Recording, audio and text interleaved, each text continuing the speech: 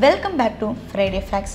Malayalam and Tamil cinema இண்டஸ்ட்ரியில் மட்டும் இல்லாமல் ஒட்டுமொத்த இந்தியா சினிமா இண்டஸ்ட்ரியிலேயே தனித்துவமான நடிகர்களின் ஒருவர் தான் நடிகர் ஃபஹத் ஃபாசில்.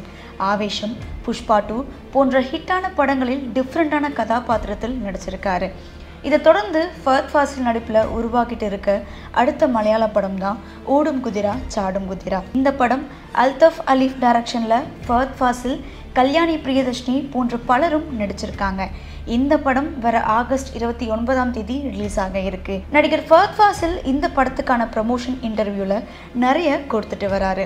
சமீபத்தில் ஒரு இன்டர்வியூவில் ஃபஹத் ஃபாசில் சொன்ன ஒரு விஷயம் மிகப்பெரிய வைரலாக போயிட்டுருக்கு. பிரபல மெக்சிகோ இயக்குனர் அல்ஹாண்ட்ரோ இனாரிட்டோ 21 கிராம்ஸ், பார்டோ, த ரெவனன்ட், பேர்ட்மேன் போன்ற புகழ்பெற்ற பல படங்களை இவர் இயக்கியிருக்காரு.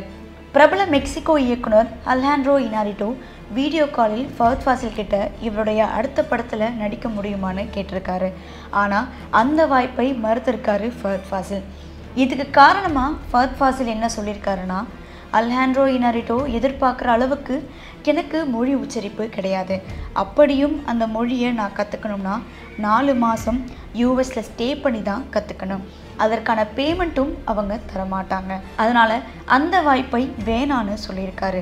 அது மட்டும் இல்லாமல் என் வாழ்வில் நடந்த எல்லா மேஜிக்கும் இங்கே தான் நடந்திருக்கு. அப்படி என் வாழ்க்கையில் எந்த மாற்றமும் நடந்தாலும் இங்கேயே தான் நடக்கணும்னு விரும்புகிறேன்.